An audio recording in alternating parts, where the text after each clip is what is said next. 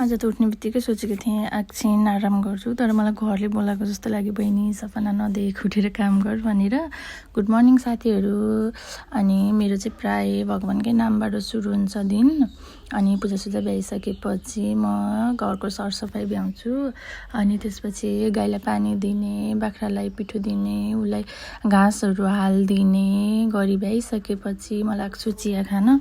चिया खाने बेला चाहिँ मलाई यस्तो लाग्छ मेरो ब्याट्री लो भएको शरीरलाई पुरै चार्ज लगाए जस्तो फिल हुन्छ। अनि म छोरीलाई होमवर्क गराउन थालेँ। त्यसपछि रुम सफा गर्न थालेँ। हेर्नु है, मैले चाहिँ यहाँनिर ब्ल्याङ्केट यो भर्खर यसरी त्यो पट्याउन सिकेको कति राम्रो हुँदो रहेछ है। अनि यता रुमहरूको काम भ्याइसकेपछि म थालेँ खाना बनाउन। दाल भात अनि तरकारी पकाइसकेपछि अनि छोरीले चाहिँ आज पुवा लैजाने खाजा भन्दै थिइन्। मैले उसको लागि टिफिन रेडी गरिदिएँ। अनि उसलाई खानासाना खुवाएर उसलाई रेडी गर्नतिर थालेँ। अनि छोरीलाई रेडीसेडी गराएर म लागेँ।